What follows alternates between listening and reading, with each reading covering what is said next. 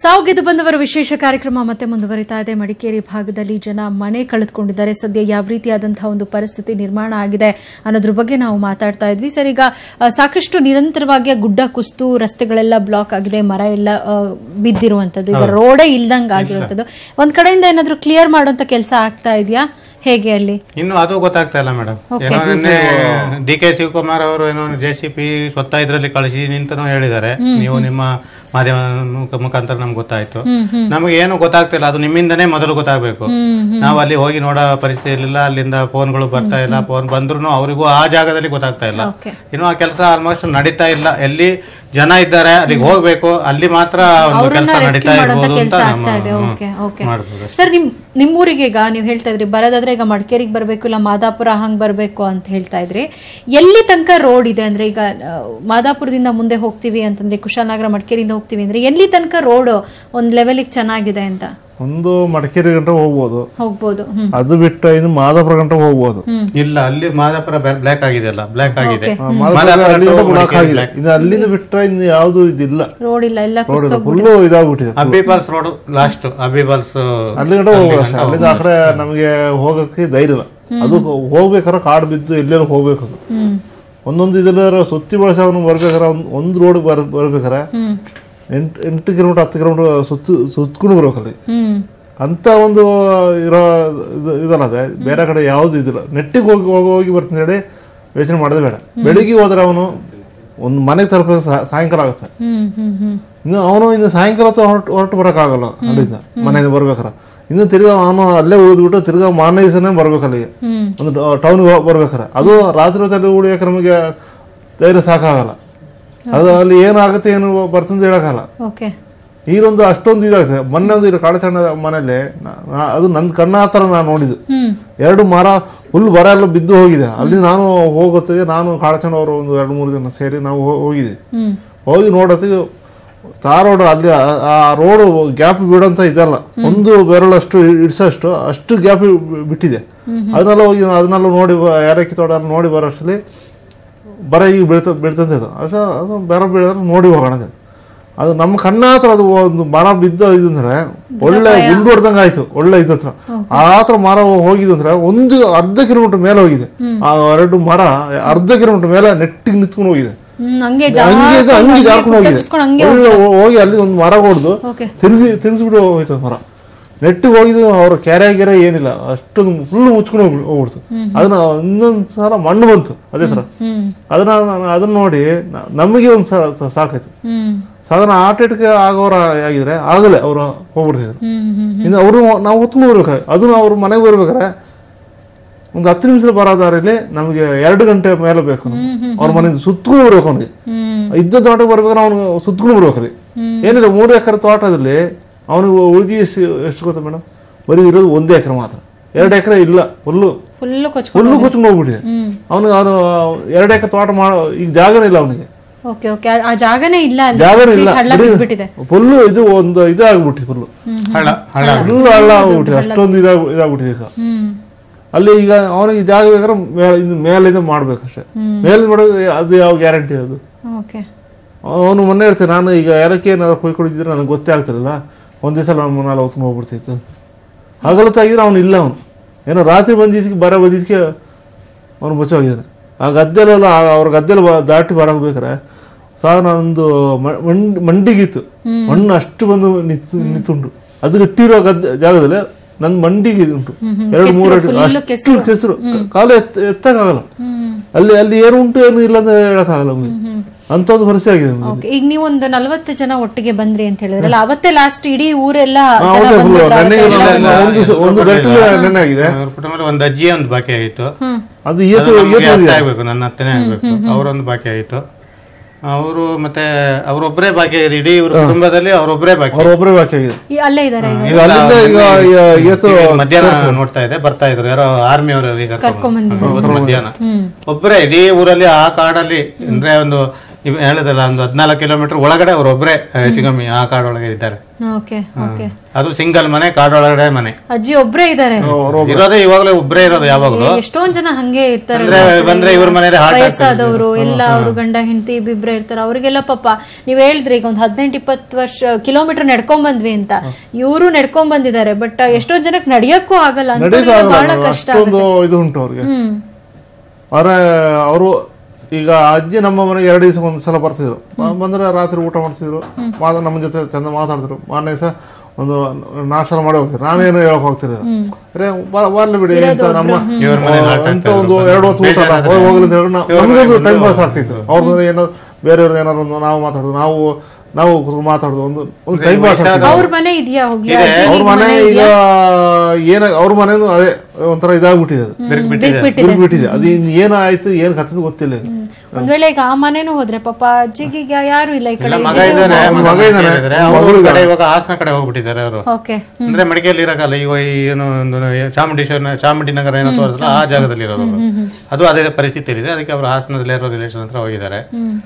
ಮತ್ತೆ ಅಲ್ಲೇ ಅಜ್ಜಿ ಇವರು ವಯಸ್ಸಾದವರು ಅಂದ್ರೆ ಕೊಡಗಿನಲ್ಲಿರೋರು, ನಾವು ಇಲ್ಲಿದ್ದು ನಾವು ಇವಾಗ ಅತ್ತೆಯವರು ಇದ್ದಾರೆ, ಅವ್ರನ್ನ ಕರೆದ್ರೆ ನಮ್ಮ ಮನೇಲಿ ಬಂದಿರೋದೇ ಇಲ್ಲ. 8 ದಿನ ಇದ್ರೆ ದೊಡ್ಡದು. ಅವ್ರಿಗೆ ಏನೋ ತೊಂದರೆ ಕೊಡದೆ ಏನು ಮಾಡಿ ನೋಡಿದ್ರು ಅವ್ರ ಊರದೇ ಜ್ಞಾಪಕ ಅವರಿಗೆ. ಈ ಊರು ಅವ್ರಿಗೆ ಅಡ್ಜಸ್ಟ್ ಆಗಲ್ಲ, ಈ ಸೊಳ್ಳೆ ಕಾಟ ಆಗಲ್ಲ, ಮತ್ತೆ ಇಲ್ಲಿದು ಕ್ಲೈಮೇಟ್ ಅವ್ರಿಗೆ ಸೆಟ್ ಆಗಲ್ಲ. ಅದರಿಂದ ಅವ್ರ ಊರಿಗೆ ಹೋಗ್ಬಿಡ್ತಾರೆ. ನೇಚರ್ ಮಧ್ಯೆ ಕಷ್ಟನ ಸುಖ ಕೆಲಸ ಸ್ವಲ್ಪ ಆದ್ರೂ ಕೆಲಸ ಮಾಡ್ಕೊಂಡಿರ್ತೀವಿ, ನಾವು ಸುಮ್ಮನೆ ಕೂರಕ್ಕಾಗಲ್ಲ ಇಲ್ಲಿ ಅಂತೆಲ್ಲ ಹೇಳಿ ಹೋಗ್ಬಿಡ್ತಾರೆ. ಅಲ್ಲಿ ವಯಸ್ಸಾದ್ರೂ ಸ್ವಲ್ಪ ಕೆಲಸ ಮಾಡೋದು ಹಂಗ್ ಮಾಡ್ತಾರೆ ಪಾಪ. ಈಗ ಅಲ್ಲಿದು ವಾತಾವರಣ ನಮ್ಗೆ ಹೋಗ್ಬಿಟ್ಟಿದೆ. ಇಲ್ಲಿ ಬಂದು ನನಗೆ ಒಂದ್ ದಿವಸ ಇಲ್ಲಿ ಬಂದು ಸ್ನಾನ ಮಾಡಿದ್ರೆ ಮೈಯಲ್ಲಿ ಒಂಥರ ಒಂದು ಹಿಡ್ದಂಗ ಆಗುತ್ತೆ. ಅಲ್ಲಿಗೆ ಹೋಗಿ ನೀರು ನಮ್ಗೆ ಅಲ್ಲಿ ಒಂದು ದಿವಸ ಎಷ್ಟು ಕಿಲೋಮೀಟರ್ ಭಾಗ ಸರ್ ಈಗ ಅಂದಾಜ್ ಮಾಡೋದಾದ್ರೆ ಒಂದು ಎಷ್ಟು ಕಿಲೋಮೀಟರ್ ಆ ಜಾಗ ಫುಲ್ ಈಗ ಕೊಲ್ಯಾಪ್ಸ್ ಆಗಿದೆ, ಆ ಭಾಗ ಕೊಲ್ಯಾಪ್ಸ್ ಆಗಿದೆ ಅಂತ ಒಂದು ಅಂದಾಜ್ ಮಾಡೋದಾದ್ರೆ ಹೆಂಗೆ ಅಂತ? ಎಷ್ಟು ಕಿಲೋಮೀಟರ್ ಜಾಗ ಈ ತರ ಆಗಿದೆ ಅಂತ ಟೋಟಲ್ ಅಲ್ಲಿ? ಆದ್ರೆ ಈಗ ನಿಮ್ಮೂರ ಸುತ್ತಮುತ್ತ ಈಗ ಅಂದ್ರೆ ಕಾಲೂರಿಂದ ಕಾಲೂರಿಂಜಿ ಮುಕೋಡ್ಲು ಅಟ್ಟಿ ಒಳಗೆ ಹತ್ನೆಸಿಕೊಂಡು ಇರೋ 20-25 ಕಿಲೋಮೀಟರ್ ಈ ತರ ಆಗಿದೆ. ನಾಳ್ಬಿಡೋ ಫುಲ್ ಆ ಬೆಟ್ಟ ಫುಲ್ ಒಂದು ಇದಾಗ್ಬಿಟ್ಟಿದೆ. ಇನ್ನು ಆ ಕಡೆ ಈ ಕಡೆಗೆ ನಾನು ನೋಡಿರೋದು ಒಂದು ಅಷ್ಟು ಮಟ್ಟಿಗೆ, ನಾನು ನೋಡಿದ ಜಾಗ ಸುಮಾರು ಉಂಟು. ಅದು ನಾವು ಹೇಳಕ್ ಆಗಲ್ಲ, ಅದು ಎಷ್ಟಾಗಿದೆ ಅಂತ ನಮಗೆ ಹೇಳಕ್ ಅಂದಾಜ್ ಮಾಡಕ್ ಆಗಲ್ಲ. ಈಗ ನಾವು ಅಲ್ಲಿ ಹೋಗಿ ನೋಡಿದ್ರೆ ನಮ್ಗೆ ಗೊತ್ತಾಗೋದು, ನೋಡೋದ್ರೆ ನಮ್ಗೆ ಇಲ್ಲಿ ಗೊತ್ತಾಗಲ್ಲ ಮೇಡಮ್. ಈಗ ನಾನು ಸುಮ್ಮನೆ ಹೇಳ್ಬಿಡುದು ಅಲ್ಲಿ ಅದಾಗಿದೆ ಇದಾಗಿದೆ ನಾವು ಹೇಳ್ಬಿಡುದು, ಅದು ಹೇಳಿದ್ರು ತಪ್ಪಾಗೋಗ್ಬಿಡ್ತಾರೆ. ಈಗ ನಾವು ನೋಡಿದ್ರೆ ಮಾತ್ರ ನಮ್ಗೆ ಹೇಳಕ್ ಆಗೋದು, ಅಲ್ಲಿ ಇಂಥದ್ದು ಆಗಿದೆ ಅಂತ ನಮ್ಗೆ ಹೇಳ್ಬೋದು. ಈಗ ನಂದು ಕಣ್ಣ ಹತ್ರ ನಾನು ಮೊನ್ನೆಲ್ಲ ನೋಡಿದ್ರೆ ನಾನು ಇಷ್ಟು ಹೇಳಿದ್ದೀನಿ. ಈಗ ಇದಕ್ಕಿಂತ ಇನ್ನು ಎಷ್ಟಾಗಿದ್ದು ಅದು ಗೊತ್ತಿಲ್ಲ. ಚಾನಲ್ ಅಲ್ಲಿ ನೋಡಿದ್ರೆ ನಮಗೂ ಗೊತ್ತಾಗೋದು. ಚಾನಲ್ ನಾವು ಖುದ್ದು ನಾವು ನೋಡಿದ್ರೆ ನಮ್ಗೊಂದು ಗೊತ್ತಾಗುತ್ತೆ ಅದು ಇಂತ ಆಗಿದೆ. ಈಗ ಅಟ್ಟಳ್ಳಿಲಿ ಈಗ ಒಂದು ಟಿವಿ ತೋರಿಸ್ತಾ ಇದ್ರು, ಅಟ್ಟಳ್ಳಿಲಿ ಒಂದು ಎಸ್ಟೇಟ್ ಒಂದು ಇದಾಗಿದೆ. ಅದಕ್ಕೆ ಮೊನ್ನೆ ಹೋಗಿರೋ ಜಾಗದಲ್ಲಿ ಎಸ್ಟೇಟ್ ಆಗಿದೆ. ಅವ್ರದ್ದು ಕಮ್ಮಿ ಪಕ್ಷ ಒಂದು 8-10 ಎಕರೆ ಅಷ್ಟು ಇದೇ ಹೊರಟೋಗ್ಬಿಟ್ಟಿದೆ. ಅಷ್ಟು ಫುಲ್ ಮ್ಯಾರೇಜ್ ಒಂದು ಅವ್ರದ್ದು ದೊಡ್ಡ ಮನೆಗೆ ಕಟ್ಟಿದ್ದು ತುಂಬಾ ದೊಡ್ಡದು. ಒಂದು ಗೋಡನು ಅಲ್ಲ, ಒಂದು ದೊಡ್ಡ ಒಬ್ಬೊಬ್ರು ಕಟ್ಟಿರ್ತಾರ, ದೊಡ್ಡ ಮನೆ ಖರ್ಚು ಮಾಡಿ ಕಟ್ಟಿರ್ತಾರೆ. ಅದೇ ಫುಲ್ ಕೊಚ್ಕೊಂಡು ಹೋಗ್ಬಿಟ್ಟಿದೆ, ಫುಲ್ ಮಣ್ಣೆ ಇದಾಗ್ಬಿಟ್ಟಿದೆ. ಅವರೆಲ್ಲ ಈಗ ಇದಾಗ್ಬೇಕ್ರೆ ಎಷ್ಟು ಕಷ್ಟ ಆಗುತ್ತೆ. ಅವರೆಲ್ಲ ಈಗ ಮುಂದೆ ಬರ್ಬೇಕು, ಹಿಂಗೆ ಬರ್ತಾರೆ. ಈಗ ನಮ್ಮ ಪರಿಸ್ಥಿತಿ ಅಷ್ಟೇ, ನಾವೆಲ್ಲ ಈಗ ಮುಂದೆ ಅಷ್ಟು ನಮ್ಮ ಮಾಮೂಲಿ ಇರೋ ಅಷ್ಟು ಪರಿಸ್ಥಿತಿ ಬರ್ಬೇಕಾದ್ರೆ ನಮ್ಗೆ ಅಷ್ಟೇ ಕಷ್ಟ ಆಗ್ಬಿಡ್ತಾರೆ. ಅದೇ 5 ವರ್ಷ 10 ವರ್ಷ ಬೇಕು ನಮಗೀಗ. ಇದು ಮಾಡೋದ್ರಿಂದ ನಮಗೆ ಏನಾದ್ರು ಒಂದು ಇದು ಮಾಡಿದ್ರೆ ನಮಗೊಂದು ಸ್ವಲ್ಪ ಇದಾಗುತ್ತೆ. ಸರ್ಕಾರದಿಂದ ಮನೆ ಮಾಡ್ಕೊಡಂತದ್ದು, ಮನೆ ಮಾಡೋದು ಏನಾದ್ರು ಸ್ವಲ್ಪ ಗೌರ್ಮೆಂಟ್ ಏನಾದ್ರು ಒಂದು ಕೊಟ್ರೆ ನಮ್ಗೊಂದು ಸ್ವಲ್ಪ ಇದಾಗುತ್ತೆ. ದುಡ್ಡು ಕೊಡೋಂಗಿಂತ ನಮ್ಗೆ ಏನಾದ್ರು ಬೇರೆ ಏನಾದ್ರು ಒಂದು ವ್ಯವಸ್ಥೆ ಮಾಡಬೇಕು, ಹಾಗಾದ್ರೂ ಸ್ವಲ್ಪ ಇದಾಗುತ್ತೆ. ದುಡ್ಡಲ್ಲಿ ನಮ್ಗೆ ಏನು ಅಷ್ಟೇ ಇವತ್ತು ನಾಳೆ ಖರ್ಚಾಗ್ಬಿಡ್ತದೆ. ಏನಾದ್ರು ನಾವು ಏನಾದ್ರು ಅಲ್ಲಿ ಖರ್ಚಾಗ್ಬಿಡ್ತೇವೆ, ಮಾಡ್ಕೊಳಕ್ಕಾಗಲ್ಲ. ಈಗ ರೋಡ್ ಬೇಕು ಮನೆ ಇದೆಲ್ಲ ಅಂದ್ರೆ ಅಲ್ಲಿ ನಮ್ಗೆ ಅಲ್ಲಿ ಇರೋಕ್ಕೂ ಆಗಲ್ಲ. ಅಲ್ಲಿ ಇರೋಂತ ಪರಿಸ್ಥಿತಿ ನಮಗಿಲ್ಲ. ಅಲ್ಲಿಗಿಂತ ನಮಗೆ ಬೇರೆ ಏನಾದ್ರು ಸ್ವಲ್ಪ ವ್ಯವಸ್ಥೆ ಮಾಡಿದ್ರೆ ನಮಗೊಂದು ಇದಾಗುತ್ತೆ, ನಮ್ಗೆ ಹೆಲ್ಪ್ ಆಗುತ್ತೆ ನಮ್ಗೆ. ಈಗ ಅಮ್ಮ ನಿಮ್ಮ ಮನೇನು ಈಗ ಬಿರುಕು ಬಿಟ್ಟಿದೆ, ಏನಾಗುತ್ತೋ ಗೊತ್ತಿಲ್ಲ ವಾಪಸ್ ಹೋಗೋಷ್ಟ್ರಲ್ಲಿ. ಕಾಫಿ ತೋಟನೂ ಇಲ್ಲ. ಏನ್ ಕೇಳ್ತೀರಿ ಸರ್ಕಾರಕ್ಕೆ, ಏನ್ ಬೇಕು ಅಂತ? ಕಾಫಿ ತೋಟನ ಅಲ್ಲ, ಈಗ ಸರ್ಕಾರಕ್ಕೆ ಏನ್ ಮಾಡ್ಕೊಡಿ, ನಮ್ಗೆ ಏನೇನ್ ವ್ಯವಸ್ಥೆ ಬೇಕು ಅಂತ ಕೇಳ್ತೀರಿ ನೀವು ಅಂತ? ನನಗೇನೋ ನಷ್ಟ ಪರಿಹಾರ ಕೊಡಿಯಪ್ಪ, ಏನು ಕೇಳೋದು ನಾನು. ತೋಟನಿಲ್ಲ, ಒಂದು ವರ್ಷದವರೆಗೆ ಒಂದು ಊಟ ಅನ್ನ ತಿನ್ಬೇಕಲ್ಲ, ಅಷ್ಟೇ.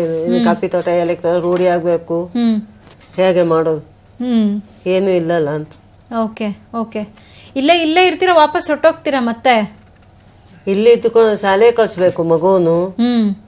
ಅಲ್ಲೇ ಬಿಟ್ರೆ ಅದು ಹೋಯ್ತಲ್ಲ, ತೋಟನೇ ಹೋಯ್ತಲ್ಲ, ಮುಂದೆ ಬದುಕಬೇಕಲ್ಲ, 2 ಮಕ್ಕಳ ಜೀವನ ತರಬೇಕಲ್ಲ. ಬಿಟ್ಟು ಇಲ್ಲಿ ಇರಕ್ ಆಗೋದಿಲ್ಲ. ಮಳೆ ಸ್ವಲ್ಪ ಕಡಿಮೆ ಆದ್ಮೇಲೆ ಹೋಯ್ತಿವಿ ಮನೆಗೆ. ಹೋಗಿ ಮನೆಯನ್ನೆಲ್ಲ ಸ್ವಲ್ಪ ಪ್ಲಾಸ್ಟಿಕ್ ಟರ್ಪಲ್ ಹಾಕೊಂಡು ಮಾಡ್ಕೊಂಡು ಮೇಲೆ ಎತ್ತಬೇಕು, ಬಿಟ್ರೆ ಆಯ್ತದ. ಮಕ್ಕಳ ಅಲ್ಲಿ ಶಾಲೆ ಸೇರ್ಸಿ ಆಗಿದೆ, ಹುಡುಗಿಯ ಹಟ್ಟಿಯೊಳೆ ಶಾಲೆಗೆ ಕಳ್ಸ್ಬೇಕು. ಅದೆಲ್ಲ ಈಗ ರಜಾ ಮಳೆಗಾಗಿ. ಸೊ ಒಂದ್ ಸ್ವಲ್ಪ ವ್ಯವಸ್ಥೆ ಮಾಡ್ಕೊಡ್ಬೇಕು. ಒಂದ್ ವರ್ಷದವರೆಗಾದ್ರೂ ಮತ್ತೆ ನೆಕ್ಸ್ಟ್ ಬೆಳೆ ಹೋಯ್ತು, ಊಟನೇ ಇಲ್ಲ ಇನ್ನು, ಗದ್ದೆನೂ ಇಲ್ಲ, ಅದು ಹೋಯ್ತು, ಎಲ್ಲ ಹೋಗಿದೆ. ಬೆಟ್ಟ ಬಂದು ಕೂತಿದಲ್ಲ ಗದ್ದೆ ಮೇಲೆ, ಏನ್ ಮಾಡು ಇನ್ ತೋಟನೇ ರೂಢಿ ಮಾಡ್ಬೇಕು ಸ್ವಲ್ಪ ಸ್ವಲ್ಪ ಆದ್ರು. 30-40 ಚೀಲ ಕಾಪಿ ಆಯ್ತಿತ್ತು, ಏನು ಇಲ್ಲ ಈ ವರ್ಷ. ಈ ಸಲ ಹಿಂಗಾಗಿದೆ. ಮತ್ತೆ ಏನಾದ್ರೂ ಮಾಡಕ್ಕೂ ಈಗ ಅಲ್ಲಿ ಜನಕ್ಕೊಂಥರ ಭಯ ಶುರುವಾಗಿದೆ ಮೇಡಮ್. ಜೊತೆಗೆ ಜನರ ಜೊತೆಗೆ ಹೇಳ್ಬೇಕಂದ್ರೆ ಅವರಿಗೆ ಒಂದು ವೇದಿಕೆ ಬೇಕು. ನಮಗೆ ಮಾತ್ರ ಅಲ್ಲ, ಗೊತ್ತಿರೋರೇನೋ ಸಪೋರ್ಟ್ ತಗೊಂಡು ಎಲ್ಲೆಲ್ಲೋ ಏನೇನೋ ಮಾಡ್ತಾರೆ. ಎಷ್ಟೋ ಜನ ಗೊತ್ತಿಲ್ಲದಿದ್ದವರು, ಅವರಿಗೆ ಸಪೋರ್ಟ್ ಇಲ್ದಿರೋರು ಇದ್ದಾರೆ. ಅವರಿಗೆಲ್ಲ ಒಂದು ಶಾಶ್ವತವಾಗಿ ಇಂಥ ಪರಿಸ್ಥಿತಿಯಲ್ಲಿ ಒಂದು ವೇದಿಕೆ ಅನ್ನೋದು ಬೇಕು. ಈಗ ಅಂದ್ರೆ ಈಗ ಸಿಎಂ ಅವ್ರು ಕೂಡ ಹೇಳಿದ್ದಾರೆ, ಈಗ ಯಾರ್ಯಾರು ಮನೆ ಕಳ್ಕೊಂಡಿದ್ದಾರೋ ಅವ್ರಿಗೆ ಸರ್ಕಾರದಿಂದ ಮನೆ ಕಟ್ಟಿಸ್ಕೊಡ್ತೀವಿ ಅಂತ ಹೇಳಿದ್ದಾರೆ. ಬಟ್ ನಿಜಕ್ಕೂ ಅಂದ್ರೆ ಆ ನಿರಾಶ್ರಿತರನ್ನ ಗುರುತಿಸಿ, ಆ ಯಾರಿಗೆ ಏನು ಇಲ್ವೋ ಅಂತವ್ರನ್ನ ಗುರುತಿಸಿ ಅವರಿಗೆ ಸಹಾಯ ಮಾಡಬೇಕು. ಪರ್ಮನೆಂಟ್ ಆಗಿ ಒಂದು ವೇದಿಕೆ ಬೇಕು. ಅದಿಲ್ಲದಿದ್ರೆ ಒಬ್ಬೊಬ್ಬರಿಗೆ ನಿರಾಶ್ರಿತರು ಎಷ್ಟೋ ಜನ ಇದ್ದಾರೆ, ಅವ್ರಿಗೆ ಏನು ಗೊತ್ತಿರೋದಿಲ್ಲ. ಅದಕ್ಕೆ ಮಧ್ಯವರ್ತಿಗಳು ಇರ್ತಾರೆ, ಅವ್ರಿಗೆ ಬರೋದನ್ನ ಅರ್ಧ ತಿಂದ್ಬಿಡ್ತಾರೆ. ನಾನು ಮಾಡ್ಕೊಡ್ತೀನಪ್ಪ ಅಂತ, ಈ ತರ ಎಲ್ಲ ಪರಿಸ್ಥಿತಿ ಬಂದ್ಬಿಡುತ್ತೆ. ಅದಕ್ಕೆ ಶಾಶ್ವತವಾದ ಒಂದು ವೇದಿಕೆ, ನಿಯತ್ತಾಗಿ ಬರುವಂತ ಒಂದು ಏನಾದ್ರು ಒಂದು ವ್ಯವಸ್ಥೆ ಬೇಕು ಅನ್ನೋದು ನನ್ನದೊಂದು ಇದು. ಇಲ್ಲಾದ್ರೆ ಬಾರಿ ಕಷ್ಟ ಆಗುತ್ತೆ. ಎಷ್ಟು ಜನ ಅಂತ ಎಲ್ಲರ ಹತ್ರ ಹೋಗಲ್ಲ.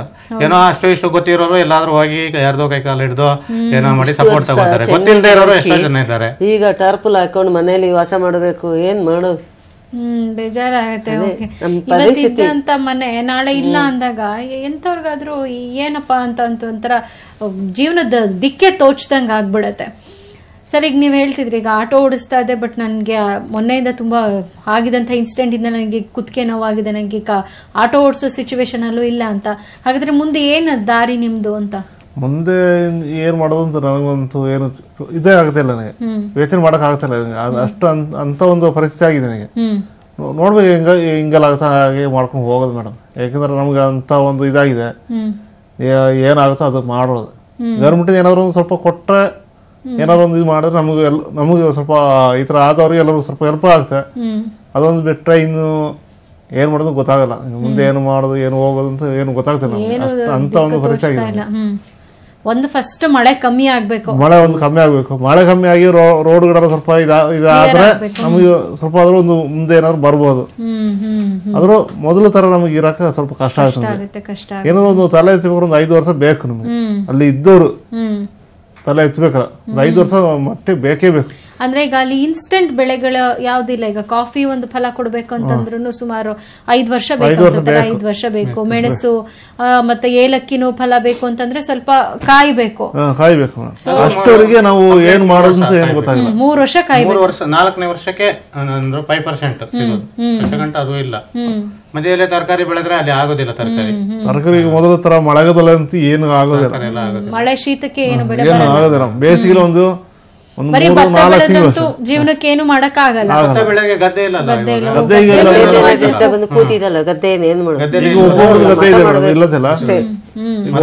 ಏನಾಗಿರ್ಲಿ ಏನು ಸಿಕ್ಕಿಲ್ಲ ಅಂದ್ರೆ ಬರಲ್ಲ. ಭತ್ತ ಬೆಳಿತೀನಿ, 1 ವರ್ಷಕ್ಕೆ ಭತ್ತ ರೆಡಿ ಮಾಡಿದ್ರೆ ಅನ್ನ ತಿನ್ಬಹುದು ಅಂತ ಇತ್ತು. ಇವಾಗ ಈ ವರ್ಷ ಅದು ಹೋಯ್ತಲ್ಲ, ಗದ್ದೆನೇ ಇಲ್ವಲ್ಲ, ಇಲ್ಲಿ ಏನ್ ಮಾಡ್ತಾರೆ?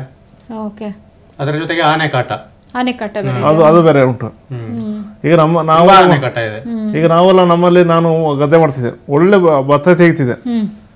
ಈಗ 1 ವರ್ಷ ಅಂದ್ರೆ ನಮ್ಗೆ ಬಹಳ ಆನೆಗಟ್ಟ. ಲಾಸ್ಟ್ ಈ ಕೆಲಸನೇ ಬೇಡ ಅಂತ ಹೇಳ್ಕೊಂಡು ದಾನ ನೋಡೋದು, ತಿರ್ಗಾ ಹಗಲೊತ್ತು ಕೆಲಸ, ರಾತ್ರಿ ಹೊತ್ತು ಕೆಲಸ, ಹೋಗಿ ಗದ್ದೆ ಕಾಯ್ಬೇಕು. ಎಷ್ಟು ಏನಾದ್ರು ಒಂದು ಸ್ವಲ್ಪ ಹೆಚ್ಚು ಕಮ್ಮಿ ಆದ್ರೂ ಹೋಯ್ತು ಅಂತ ಹೇಳ್ಕೊಂಡು ಲಾಸ್ಟ್ ಗದ್ದೆ ಮಾಡೋದು ಬಿಟ್ಟೆ. ಈಗ ನಾನೀಗ ಗದ್ದೆ ಮಾಡ್ಬೇಕಾದ್ರೆ ದನ ತೆಗಿಬೇಕು. ದನ ರೇಟ್ ನೋಡಿದ್ರೆ ಒಂದು ಜೊತೆ ದನಗೆ 50,000 ರೂಪಾಯಿ 60,000 ರೂಪಾಯಿ ಕೊಡ್ಬೇಕು. 50,000-60,000 ರೂಪಾಯಿ ನಾವು ಎಲ್ಲಿಂದ ತರೋದು? ನಾವು ಈಗ ನಮ್ಮ ಹೊಟ್ಟೆ ತುಂಬಿಸ್ಕೊಳ್ಳೋದ ದುಡ್ದು ಇಲ್ಲಿ ದನ ತೆಗಿಯೋದ. ಟ್ರ್ಯಾಕ್ಟರ್ ಟಿಲ್ಲರ್ ಅಂತ ಬರೋದೇ ಇಲ್ಲ, ನಮಗೆ ಅದೇ ಇಳಿಸಕ್ಕಾಗಲ್ಲ ಅಂತಂದು ಪರಿಸ್ಥಿತಿ. ಅದನ್ನು ರೂಢಿ ಮಾಡ್ಬೇಕಾದ್ರೂ ಅಷ್ಟೇ ಕಷ್ಟ ಇದೆ. ಅಂತ ಪರಿಸ್ಥಿತಿ ಆಗೋಗ್ಬಿಟ್ಟಿದೆ ನಮಗೆ. ಯಾವ ತರ ಇಂಪ್ರೂವ್ಮೆಂಟ್ ಮಾಡಕ್ ಆಗಲ್ಲ. ಆ ಗದ್ದೆನ ಇದು ಬಂದು ನೋಡ್ದು ಕೆಲಸ ಮಾಡಿದವ್ರಿಗೆ ಗೊತ್ತಾಗದು, ಎಲ್ಲರಿಗೂ ಗೊತ್ತಾಗಲ್ಲ ಅದು.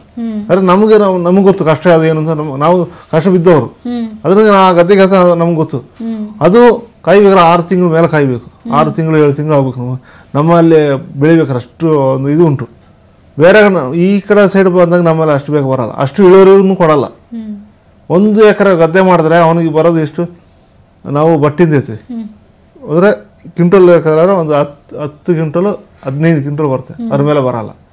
ಈಗ ಸದ್ಯಕ್ಕೆ ಒಂದು ಲೆವೆಲ್ಗೆ ಹೋದ್ರೆ ಒಂಚೂರು ಕೆಲಸ ಮಾಡ್ಬೋದು ಅಂದ್ರೆ ಒಂದ್ ಸ್ವಲ್ಪ ಗದ್ದೆ ಆ ಮಣ್ಣೆಲ್ಲ ಸ್ವಲ್ಪ ಕ್ಲಿಯರ್ ಮಾಡ್ಕೊಂಡು ಗದ್ದೆ ಮಾಡಬಹುದು. ಒಂದು ಆಪ್ಷನ್ ಉಳ್ಕೊಂಡಿದೆ. ಅದೊಂದು ಸ್ವಲ್ಪ ಗದ್ದೆ ಮಾಡಕ್ ಆಗೋದಿಲ್ಲ. ಗದ್ದೆ ಮಾಡಿದ್ರೆ ಆನೆ ಬಿಡೋದೇ ಇಲ್ಲ. ಅದಕ್ಕೆ ಮಾಡ್ತಾ ಇಲ್ಲ ಅಲ್ಲಿ. ಈ ಕಾಲೂರು, ಮುಕ್ಕೋಡ್ಲು, ಅಮಿಯಾಲ ಮತ್ತೆ ಈ ಸೈಡ್ ಎಲ್ಲ ಯಾರು ಗದ್ದೆನೆ ಮಾಡ್ತಾ ಇಲ್ಲ. ಬರೀ ಕಾಫಿ, ಏಲಕ್ಕಿ ಈ ತರ ಬೆಳೆಗಳು. ಏನ್ ಸರ್ಕತೆ ಈಗ ಎಷ್ಟು ದಿನ ಅಂತ ಅವರು ಗಂಜಿ ಕೇಂದ್ರದಲ್ಲಿ ಇರಕ್ಕಾಗುತ್ತೆ, ಮತ್ತು ವಾಪಸ್ ಹೋಗ್ಲೇಬೇಕು. ಮಾಡಿದ್ರು ಆನೆ ಬಿಡೋದಿಲ್ಲ ಅಂತೇಳಿ ಯಾರು ಮಾಡ್ತಾ ಇಲ್ಲ ಇವಾಗ. ಅಂದ್ರೆ 90% ಜನ ಗದ್ದೆ ಮಾಡ್ತಾನೆ ಇಲ್ಲ. ಕಷ್ಟ ಅಂತ ಹೇಳಿ ಮಾಡ್ತಾ ಇಲ್ಲ, ಮಾಡದೇ ಇರೋದಲ್ಲ, ಆನೆಗಾಗಿ ಮಾಡ್ತಾ ಇಲ್ಲ. ಬಂದ್ರು ಬಿಡೋದೇ ಇಲ್ಲ ಆನೆ. ಓಕೆ ಸರ್, ಕೊನೆಯದಾಗಿ ಈಗ ಏನ್ ಹೇಳಕ್ ಇಷ್ಟಪಡ್ತೀರಿ? ಈಗ ನಮ್ ಕಾರ್ಯಕ್ರಮದ ಮುಖಾಂತರ ಸರ್ಕಾರಕ್ಕೆ ಒಂದು ಮನವಿ ಮಾಡ್ಕೋತೀನಿ ಅಂತ ಅಂದ್ರೆ ಏನ್ ಮನವಿ ಮಾಡ್ಕೊಳಕ್ ಇಷ್ಟಪಡ್ತೀರಿ ನೀವು?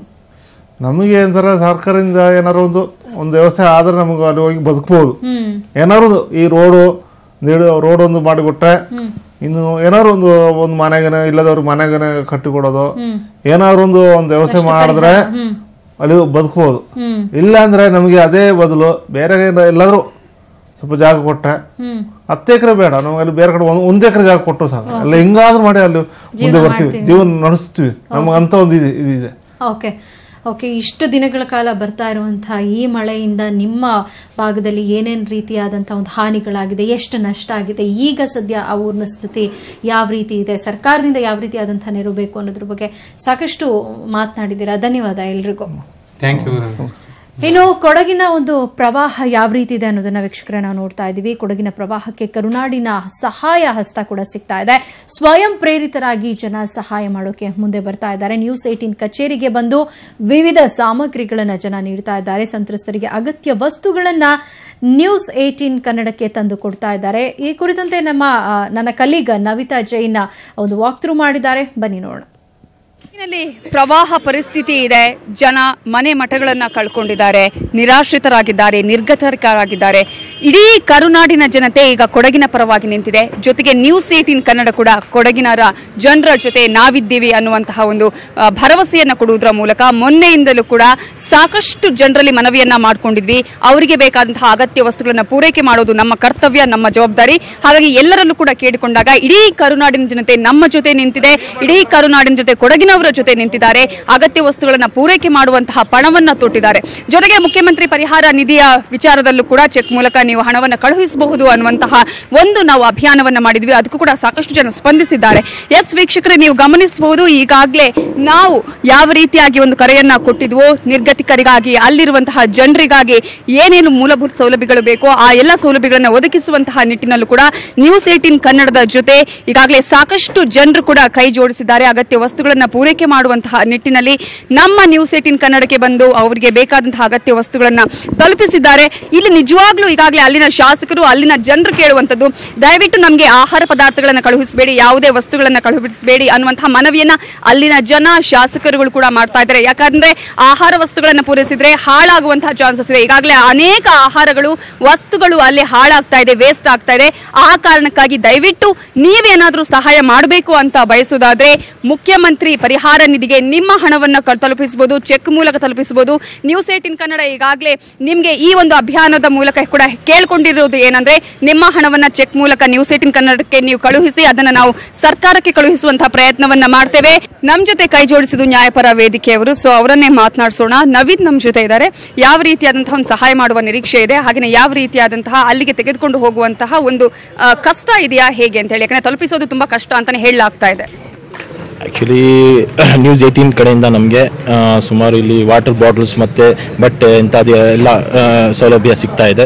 ನಾವು ಅಲ್ಲಿಂದ ತಲುಪ್ಸೋಕ್ಕೆ ನಾವು ಶ್ಯೂರಿಟಿ ನಮ್ಮ TV 18 ತೊಗೊಳ್ತಾ ಇದ್ದೀವಿ. ನಾವು ಇಲ್ಲಿಂದ ಬೇರೆ ಟೀಮ್ಗೆ ನಾವು ತಲುಪಿಸ್ತೀವಿ. ಅಲ್ಲಿಂದ ಅವರು ಬೇರೆ ದೊಡ್ಡ ಗಾಡಿಯಲ್ಲಿ ಸುಮಾರು 408 407 ಬೇರೆ ಇಂಥ ದೊಡ್ಡ ಗಾಡಿಯಲ್ಲಿ ಅಲ್ಲಿ ತಲುಪಿಸ್ತಾ ಇರಬೇಕು ಅವರು. ನಮ್ ಜೊತೆ ಹಾಗೇನೆ ಮೌಸಿನ್ ಕೂಡ ಇದ್ದಾರೆ. ಒಂದು ರೀತಿಯಲ್ಲಿ ಒಂದು ತುಂಬಾ ರಿಸ್ಕಿ ಜಾಬ್ ಅಂತ ಹೇಳಬೇಕಂದ್ರೆ ಅಲ್ಲಿ ಹೋಗಿ ರೀಚ್ ಆಗುತ್ತೆ ಇಲ್ವಾ ಅನ್ನುವಂಥದ್ದು ಜನರಿಗೆ ಕೂಡ ಇರುತ್ತೆ ಅಂತ ಹೇಳಿ. ಸೊ ಅವರ ಆ ಒಂದು ಟ್ರಾನ್ಸ್ಪರೆಂಟ್ ಅನ್ನ ಹೇಗೆ ಕಾಯ್ದುಕೊಳ್ತೀರಿ, ಯಾವ ರೀತಿಗೆ ಸಹಾಯ ಮಾಡುವ ನಿರೀಕ್ಷೆ? ಅಲ್ಲಿ ಆಲ್ರೆಡಿ ನಮ್ಮ ಜನರು ಇದ್ದಾರೆ, ಅಲ್ಲಿ ಹೋಗಿ ಸರ್ವೆ ಮಾಡಿದ್ದಾರೆ, ಅಲ್ಲಿ ಜಾಗ ಎಲ್ಲ ನೋಡಿದ್ದಾರೆ, ಯಾರಿಗೆ ಏನೇನು ರಿಕ್ವೈರ್ಮೆಂಟ್ಸ್ ಇದೆ, ಮೇನ್ಲಿ ಏನು ಹೇಳ್ತಿದ್ದಾರೆ ಮೆಡಿಸಿನ್ಸ್, ಆಮೇಲೆ ಇದು ಹೆಂಗಸರಿಗೆ ಜೋ ರಿಕ್ವೈರ್ಮೆಂಟ್ ಏನಿರುತ್ತೆ ಅದು, ಮಕ್ಕಳದು ಅದೆಲ್ಲ ಆಹಾರ, ಅದೆಲ್ಲ ಸಣ್ಣ ಪುಟ್ಟ ಏನು ಬೇಸಿಕ್ ರಿಕ್ವೈರ್ಮೆಂಟ್ಸ್ ಏನಿರುತ್ತೆ ಅದು ಬೇಕಾಗಿದೆ ಅಂತ ಹೇಳ್ತಾ ಇದ್ದಾರೆ. ಟ್ರಾನ್ಸ್ಪರೆನ್ಸಿ ಏನಾಗ್ತಿದೆ ಅಂದರೆ ಎಲ್ಲ ನಮಗೆ ಅಲ್ಲಿಂದ ಲೈವ್ ಫೋಟೋಸ್, ಪಿಕ್ಚರ್ಸ್ ಆಗಲಿ, ವಿಡಿಯೋಸ್ ಆಗಲಿ ಎಲ್ಲ ನಮಗೆ ಲೈವ್ ಕಳಿಸ್ತಾ ಇದ್ದಾರೆ. ಅವರು ಕಳಿಸಿ ಅಪ್ಡೇಟ್ ಮಾಡಿಸ್ತಾ ಇದ್ದಾರೆ. ಆ್ಯಸ್ ಎ ಟೀಮ್ ಆಗಿ ನಾವು ವರ್ಕ್ ಮಾಡ್ತಾ ಇದ್ದೀವಿ, ನಾಟ್ ಆ್ಯಸ್ ಎನ್ ಇಂಡಿವಿಜುವಲ್. ಎಲ್ಲ ಆರ್ಗನೈಸೇಷನ್ಸ್ ಕೈ ಜೋಡಿಸಿ ನಾವು ಆ್ಯಸ್ ಎ ಟೀಮ್ ವರ್ಕ್ ಮಾಡ್ತಾ ಇದ್ದೀವಿ. ನಮ್ಮ ಚಾನೆಲ್ ಮುಖಾಂತರ ಕೂಡ ಅನೇಕ ಜನರು ಮಾನಿಟರ್ ಮಾಡ್ತಾರೆ. ಈಗಾಗಲೇ ವೆಹಿಕಲ್ಗಳು ಸಾಲ್ಗಟ್ಟಿ ನಿಂತಿರೋದನ್ನ ಗಮನಿಸಬಹುದು. ನಮ್ಮ ವೆಹಿಕಲ್ಗಳು ಹಾಗೆ ನಮ್ಮ ಸಿಬ್ಬಂದಿ, ನಮ್ಮ ಪ್ರತಿನಿಧಿಗಳು ಕೂಡ ಇದನ್ನು ಮಾನಿಟರ್ ಮಾಡೋದಕ್ಕಾಗಿ ಹೋಗ್ತಾರೆ. ಅವರಿಗೆ ಅದನ್ನ ತಲುಪಿಸ್ತೀವಿ.